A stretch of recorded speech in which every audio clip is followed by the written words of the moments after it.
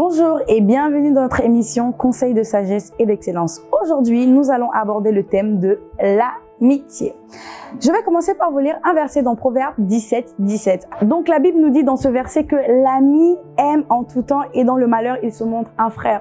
Vous savez, la Bible nous encourage à ne pas rester seul, à ne pas être dans la solitude, en tout cas la mauvaise solitude, pas la solitude où tu prends des temps à part pour Dieu, mais la solitude parce que tu n'aimes pas être avec des gens, parce que tu ne veux côtoyer personne, alors que l'amitié, en fait, comme la Bible dit, il aime en tout temps et il se montre un frère dans les moments qui ne sont pas faciles, dans le malheur. Et la Bible va nous encourager à pouvoir avoir des amis, mais bien sûr, pas avoir 1000 amis, avoir 10 amis, avoir 20 amis. Non, parce que les amis se font rares. Vous savez, vous ne pouvez pas considérer toutes les relations que vous avez avec des personnes comme des amis. On peut considérer une relation amicale à partir d'un certain temps. Et je dirais même plus qu'1 à 2 années.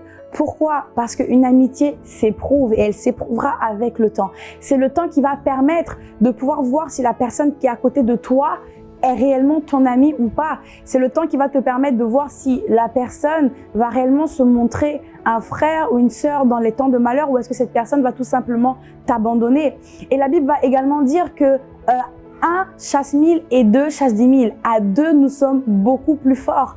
À 2, vous pourrez aller beaucoup plus loin. Peut-être que seul, tu pourras aller beaucoup plus vite, mais à 2, tu peux aller beaucoup plus loin. Et comme nous avons l'habitude de le dire, la vie chrétienne n'est pas une course de vitesse, mais c'est une course d'endurance. Alors, il faut savoir s'entourer de bonnes personnes, s'entourer de bons amis qui vont te donner de bons conseils. La Bible va également nous dire de ne pas s'asseoir en compagnie des mauvaises personnes. Et ici, quand on parle de mauvaises personnes, peut-être que beaucoup de personnes n'arrivent pas vraiment à saisir ce terme, mais les mauvaises personnes, ce sont ces personnes qui vont à chaque fois te donner des mauvais conseils. Ce sont des personnes qui vont t'influencer de manière négative. Et la Bible va le dire dans 1 Corinthiens, je vais lire ce verset avec vous.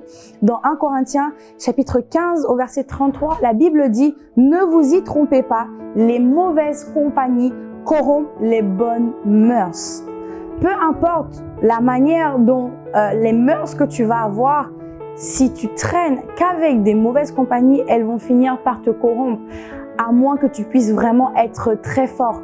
Mais la Bible dit de ne pas avoir une opinion trop haute de soi-même et que celui qui est debout prenne garde à ne pas tomber. Donc autant ne pas s'entourer de mauvaises personnes et de faire les tris dans ses amitiés.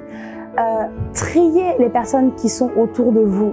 Parce que ces personnes vont vous permettre soit de vous propulser, soit de vous retenir, de vous empêcher d'avancer dans votre vie chrétienne.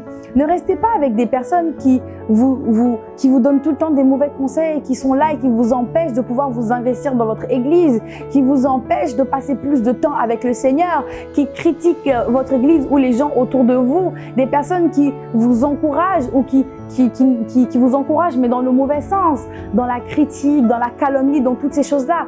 Parce qu'en tant que chrétien, ce ne sont pas des fruits que nous devons manifester. Donc, séparez-vous de ces personnes. Et vous savez, il y a même aussi peut-être une personne qui peut être amie pour un temps. Et je vais m'expliquer. Peut-être que dans la saison dans laquelle tu es, cette personne est une bonne personne et est un ami pour toi parce que vous êtes sur la même longueur d'onde.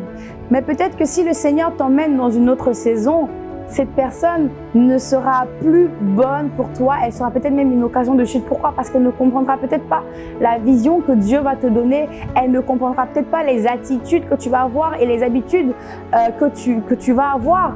Parce qu'il y aura comme une incompatibilité. Parce que toi, tu seras passé à peut-être une dimension supérieure. Et elle aura été juste là pour te permettre de passer dans cette dimension. Mais peut-être que votre amitié, elle va s'arrêter là. Et je vous encourage à avoir du discernement. Non seulement dans le choix de vos amis, priez le Seigneur et demandez-lui de vous conduire, demandez-lui de vous montrer en fait ces personnes avec qui vous pouvez vous lier d'amitié, mais également n'ayez pas peur des séparations, n'ayez pas peur. Je vous assure que les amitiés et les personnes qui ne sont pas qualifiées justement pour vous accompagner dans votre destinée peuvent vraiment vous faire du mal et même vous empêcher de rentrer dans votre destinée. Alors n'ayez pas peur des séparations et osez faire cette prière et dire Seigneur, si cette personne n'est pas bonne pour moi, si cette personne ne va pas m'accompagner jusqu'au bout, alors sépare-moi. Seigneur, sépare-moi de toutes les personnes qui ne sont pas censées m'accompagner jusqu'à là afin qu'elles ne soient pas une occasion de chute pour moi.